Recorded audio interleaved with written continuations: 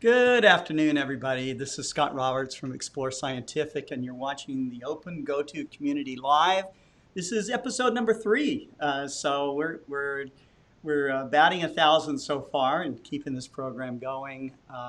We've had some great response back from those of you who have watched the show live, and also people who have watched it in replay, both on Facebook and on YouTube. Um, we hope that this exercise and communicating with you guys daily about one of our core technologies, which is the PMC-8 technology, is useful for you. We hope that you find it interesting and that you can provide us with some challenging questions from time to time as you're watching it. Always happy to hear about how people are using the PMC-8 system. Today, of course, we got Jerry Hubbell with us and Kent Marts, Hi, everybody. our Vice President of Engineering, our Senior Technical Representative. Every day we're answering questions about PMC-8 and how to use it, how to configure it. Today we've got, what do we got up today to talk about, Jerry? So first, I think we're going to talk about a firmware update that I just released just not even a half an hour ago. I finally got it packaged up and released. And this update was because of a long problem that showed up about 2 to 3 weeks that one of our intrepid customers, Bill Black, discovered, which is really it was hidden in the weeds basically, and we didn't and he discovered it. So that was very nice that Bill brought that to our attention. And Wes McDonald and I were able to nuke it out. That's what we call it when we figure out a problem at the nuke plant. Uh, we nuked it out on Sunday. We worked several hours on Sunday to figure out the problem and get it done, get it released here, tested and released. So Mhm. I was able to test it on the observatory last night and worked great. So the problem was that when you slew distances between 1 and 3 degrees, it would overshoot quite a bit. It would overshoot from a half a degree to almost 1 degree overshoot when you slew that to that position. Just a And particular position? no particular position. It's just when you slewed from where you're at to another location within 1 to 3 degrees. So let's say you slew to another star that's in between 1 or 3 Oh, degrees, just and a then short distance. I a see. short distance, The right? long The slope, long distance was accurate, and a really short distance was accurate, but the middle, 1 to 3 one to was three. not accurate. Okay. All right. So, That's interesting. uh, yeah, the other thing that was interesting about it is that even though it slewed and it overshot, the coordinates, the mount said, well, no, I slewed it the correct amount. This is where I think I'm at. Yeah. And that doesn't make a lot of sense. So I know, so we gave it the correct amount of counts. We told it to move a certain amount, and it said, yes, that's what I'm reading from the mount. I got that far. That's the position that I have. But physically, it didn't get there. It overshot. So if it's a small amount of overshot, so lash can cause a difference between where you're actually pointing and where you told it to go. Gear lash. But ear lash, right? But it doesn't amount to half to 1 No. degree. No. So I knew there was something else going on, Wes and I finally figured it out yesterday based on data that Jennifer Shelley provided, Bill Black, and a couple other people provided us data to start getting to the details of where it was at. Mm-hmm. And it was in the firmware, actually in the motor parameters I set to slew to an object that sets the rate, okay, based on, and it's a micro stepping controller, so I set the micro steps accordingly depending on how far it needs to go. And we found out that in certain micro step settings, it was stepping to a certain point and then jumping forward. I see. So it would cycle. It would do the position, then jump forward, and it would integrate that jump forward, and that's what would cause the overshoot. So I fixed that now, and Oh, it's very accurate. Now there's still a little bit of error that I measured in where I set the Ascom driver when I could tell the Ascom driver I want to go to this position in RA, and I've got to compensate for it for the time difference. So I got to take not only what the target location is at this current time in motor counts, but I also need to add on the time it takes to slew. Yeah, right. Right, because we're tracking continuously, so I have to do that to say, okay, this is where we want to end up at. And it's pretty close right now. It's within, short slews you can get well within 1 arc minute. It's like a half arc minute, like 30 arc seconds. And deck is almost dead on. Deck is within 10 to 15 arc seconds all the time. RA is off by anywhere from 1 arc minute to 3 arc minutes right now. Because of the tracking speed. Right, because of what I've calculated as the endpoint. And I've got to figure that out and see what I've done there to make it more accurate. Yeah, there's also what I want to problem do of atmospheric refraction, Well, there's other things in there also. There's declination drift. There's a lot of other things that factor into how. Yes. Right. So I can narrow it down and get it close, but it's still going to have to be something you're tweaking from time to time. Yeah. Right. So what I want to do is I want to demonstrate downloading the firmware using the configuration manager. Okay. So let me share my desktop. Before you share your desktop, we'll recognize some of the people that joined us today. We got Mike Wiesner. He says he's lurking to learn. Okay, well, we're happy to have you lurk, Mike. That's great. Winfield, Christopher Moses. Chris Moses is there. It's great. Cohen, you're back. Bergman, you're back. These are the regulars here. Dusty Haskins, thanks for joining in this afternoon. Question 1 from Cohen. Could you guys make a video on how to do the update on the IXS 100? Got a mail about the firmware update. That's what we're doing right now. That's what we're doing. This is a video, right? That's right. This is a video, and this will be available. Yeah. Did Jerry shave his beard? What beard? What are you talking about, Cohen? Chris Moses. That was my Corona beard. Cohen, email Chris Moses and I can help you. Maybe Chris Moses also made a video. I don't know. Chris wrote the configuration manager that I'm going to be using. I'm going to be demonstrating that. So he's available. He'll be available for questions also on the forum. We should get him on the show. That's great. Yeah, absolutely. Okay. All right. So I'll let you take it over, Jerry. All right. So I want to go tell you where to download the configuration manager. So if you go to our front page. Okay. You're going to share your screen here? Oh, yeah. Yep. That's a good idea. Make it easier. Yeah. Okay, everyone share your screen. All right. You see it? Yep, here we go. All right. So I'm at the main page on the Explore Scientific website. Okay. We got a mounts, PMC-8 mounts right there. And we're going to go down to ExploreStar's software and database downloads link right here. And we're going to scroll down past the ExploreStar's stuff. And we get the PMC-8 system downloads section. And this first download is the configuration manager. So you'll go here and you'll click on that. And it's a zip file, but it's an executable that you'll just execute on your Windows. This is a Windows-only platform configuration manager. We have had some requests to do it on other platforms, like I guess Mac OS is a main one. Maybe, I don't know if we could make it work on the iPad, maybe, or the Android tablet. But that's something that we can talk about. So once you've got that downloaded, you can run it, and it basically starts up like this. All right.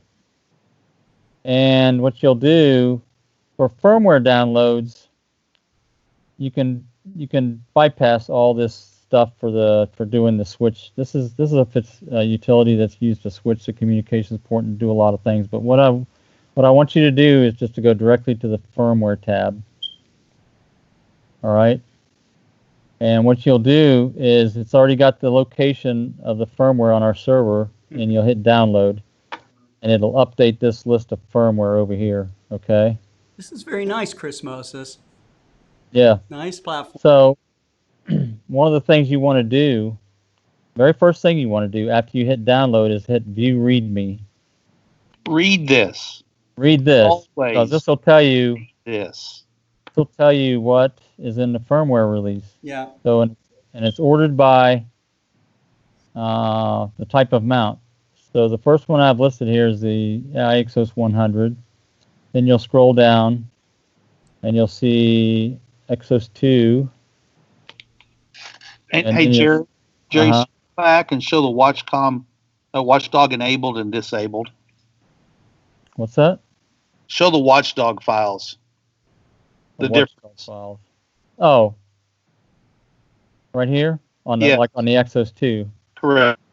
So the file name is different. Okay. Now, when you guys say watchdog files, what do you mean? So there's two different firmwares. One enables the default one that we deliver from the factory has the watchdog enabled, which watch for the communications that's going on between the Explorer stars or the Ascom driver and the PMC-Eight. That's what we've talked about before, where if you were to turn off Explorer stars, it should stop you tracking. Mm-hmm. Okay. So we give a version of the firmware that allows that, which is the A version, that allows that disables that function. So now you can turn off your Explorer stars and walk away from your mount, and it continues to track. So that's the difference between the two versions. Cohen says, it says, make sure you are connected via serial. How, with what, and where? I swear to God, I'm really a tech noob. Is that, do we need to? Under here on the connection right here? Yep. Where do you see that Cohen where did you see, where you? I think Cohen has an Exos 100. Yeah. And so, Cohen, you're going to connect up your USB mini to a USB port on your computer. It's on the user's manual on how to do that. But it's just if it's an Exos 100, it's a USB mini to USB-C to USB port. And if you're on an Exos 2 or the G11, it's a you have to get an adapter. the FTDI chipset cable. Adapter. There's a serial to FTDI adapter on the G11 and Exos 2. Mm-hmm. Okay. So once you figure out what version of the firmware you want to use based on the type of mount you have. So for example, I'm going to download this to the iXOS 100. So it says I need to use 1A. That's the file I need to select. So 1A01C 10 Bravo _5. So I go to the list. I say, okay, there's 4, there's 5. And one of the things I do with this download is I include the previous version also. So you got both versions. Okay. The previous version and the new version. And why do you do that? In case people want to go back to the previous version. Okay. If they have a problem with the new version for some reason. Okay. It allows them to go back. Or whatever. Okay. Yeah. So once you've done that, all right, you got the cable connected up, which I do, and my PMC-8's powered up. So now I can go flash selected, and then it comes up with the warning message, only perform. You can't break the thing. Let me put that up straight. You can't brick the system. So if I put in I download the wrong thing, I can't mess it up. No, you cannot absolutely mess it up. Great. You just have to go back and reload the correct one. So let's do that. It may take a few moments. Okay. So now this is it. This is what it's doing. It's loading the firmware into RAM, and then it's loading the EEPROM, which is the permanent memory on the system to boot off of. And now it's done. All finished? That's it. And so if you look here at the you should see this message here down at the bottom here. I don't know. Success. That's what you should see. So Jerry, how do you know that it's seeing the COM port correctly and all that? Well, it would bomb out if it doesn't. You would never get. You would have an error message. If it doesn't work, you just errors out. Can you check that through the connection tab? You can.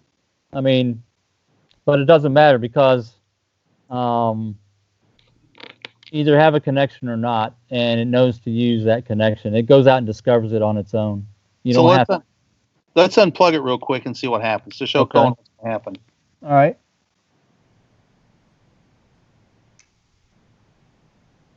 I don't know if you heard that. I think I saw a giant mushroom cloud. No. All right, so let me flash select it again. Let me hit that. Okay. Mike Wiesner wants to know, does Explore Scientific sell and support the appropriate serial adapters for various OSs? No. Those are available through... They're just standard serial cables, right? They're a standard serial cable, but they have to have the FTDI, Frank, Tom, David, Ida, whatever it would be, and Jerry can give you the aeronautical nomenclature. We do suggest what you get, but we don't sell it. Yeah. Well, I always tell people, but it's an off-the-shelf product, right? Yes. Yeah. And I tell people, you can get some really inexpensive ones, but you've got an expensive telescope and an expensive mount. Why would you spend $3 on something when you can buy a good one for $20? Yeah. Right. Right. And you know it's reliable and it won't give you headaches or frustrate you. Right. Which we have seen, and we give that statement from experience. Yeah. Because we've had people who couldn't get it to work when they tried to cheap it out. And I've actually, and all of us have tried to cheap stuff out. I've done it. Sure. Well, true. Sure. Absolutely. All right. So this is the message you get when it's not connected. No serial ports found. Okay. All right. So that's it. That's all there is to it. Pretty simple. Yep. And if you put in the wrong firmware, I suppose that, we put Exos 2 firmware update into an iExos 100. I suppose it would take it, or what happens then? You can load it. Okay. It may or may not run. Because the Wi-Fi module is different. So if you put a Exos 2 firmware into the iExos 100, it would not communicate with the Wi-Fi module at all. Oh, Cohen's funny. And Cohen. What did he say? If you read about a nuclear disaster in Belgium, you know I failed. Oh God. So yeah. It doesn't break anything by loading but the I wrong. won't get a warning or anything like that. Things may work partially or not work at all, correct? Right. There's no warning like that. Now, theoretically, Chris could make a change to this thing. Yeah. Where it goes out and says, okay, what kind of mount do you actually have? Oh, it could do that. You could query the mount and say, okay, you've got an iExos 100 or you've got a whatever. It's based on the previous version of the firmware that you've got. Mm-hmm. And say, oh, okay, I'm just going to list the files that apply to your mount. That'd be a good thing. Be nice. I mean, but I think most people know what mount they got, so, right? I don't know. I'm just... You make a lot of assumptions, Yeah, perhaps. I guess if you're star drunk at 3 or 4 o'clock in the morning and you've been observing all night and now you're going to do an update, maybe that would be... Right. Let's see if I can... But you absolutely cannot brick this thing. You know what I mean by bricking it, right? You basically turn it into a doorstop. Oh, yeah. It no longer works. It's trashed. Yeah. Can't trash it. Well, actually, you can. We had one person do it, but we're not going to tell anybody how he did it. How to get that far. Yeah. I'm not going to tell people how to do that. I don't remember that story. All right, guys, we need to keep rolling along here. We've used up already. We're kind of on a limited schedule. And the reason why we're on a limited schedule today, folks, is that we have another show coming up in about an hour with Michael Bakich from Astronomy Magazine and Michael Zeiler from the Great American Eclipse. And they are going to be they are going to be talking about their new book about eclipses. So, yeah. Okay, so let's talk about what could be wrong if your telescope is pointing in weird directions. We'll get calls from some people every once in a while going, my telescope keeps pointing at the floor, or it's pointing east when I tell it to go west. And the first things we do are ask them to make sure that their time is correct. Generally, it's using Explore Stars, and to make sure their computer is picking up the correct longitude and latitude. Mhm. And typically the errors are they haven't got a minus before the latitude. Longitude. So they'll have it. They'll have it on the longitude as like we'll use here, 36.45 or whatever we are here, and they'll have it 36 degrees east, which puts them in Belarus or somewhere like Aren't that. we 36 degrees latitude here? Yeah, that's latitude. I'm It's sorry, like That's 94. latitude. Yeah, See, even 94. Kent can get it. You can start talking and don't think. 94 degrees west. 94. So That sounds better. 94 east puts you in Belarus or somewhere like that. I've looked it up before. Okay, so here in Arkansas it would be a plus or a minus. What would you do? Yeah, it would be a minus because we're west. There you go. That's generally a very typical occurrence by people, and Sure. they miss that negative sign Sure. because a lot of times you see it expressed as an E or a W, but in Explore Stars and other applications it ends up being a minus sign as well. Or a plus. Jerry, whatever you run into, Jerry, what have you seen? There's one other thing that comes up, and that's people complain. Well, it's like I'm 15 degrees off in right ascension. Well, 15 degrees in right ascension, or I'm sorry, 1 hour off in right ascension, 15 degrees. That's equal to one time zone. Your time zone is off. It's 1 hour. It's off by 1 hour. Oh, It's yeah, 15. the computer will also want to know what time zone you're in. Right, exactly. So people will salute an object and it'll say, it looks like it's about 15 degrees off. It's 1 hour in RA. And that's what it is. It's the time zone.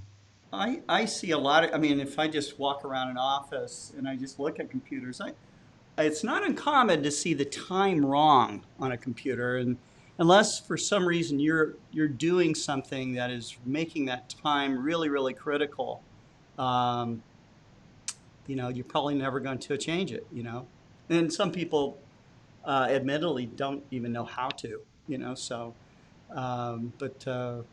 but that's why we're here. So That's right. help you through some of that stuff. What else do you got there, Kent?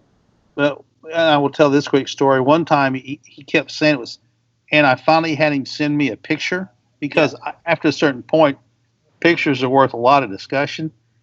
He had the telescope on backwards. And so the telescope was always pointing 180 degrees from where he wanted to be pointing. He was doing, and that took like a serious period of time to discuss that, to figure that out. And I never would have thought of it. Yeah, you can't assume a lot of stuff sometimes. You can't assume that the customer has assembled it correctly. Yeah, that's true. Yeah. So looks like Chris Moses says we can do that. Let's talk about it on working on the ping for the version. So let's talk about real quick. We oftentimes get calls and questions about documentation on what are third party products to us. Generally, in relationship to the PMC-8 system, You're talking it's about other Sky software, this kind of stuff. Planetarium programs. Generally, Sure. in relation to the PMC-8, it's planetarium programs. Mm-hmm. Jerry, why don't you touch on that a little bit for us? So, some of the things we try to help and provide information to tell you what you need to do, what's the interfaces to the PMC-8, and the main interface for third-party programs is the Ascom driver.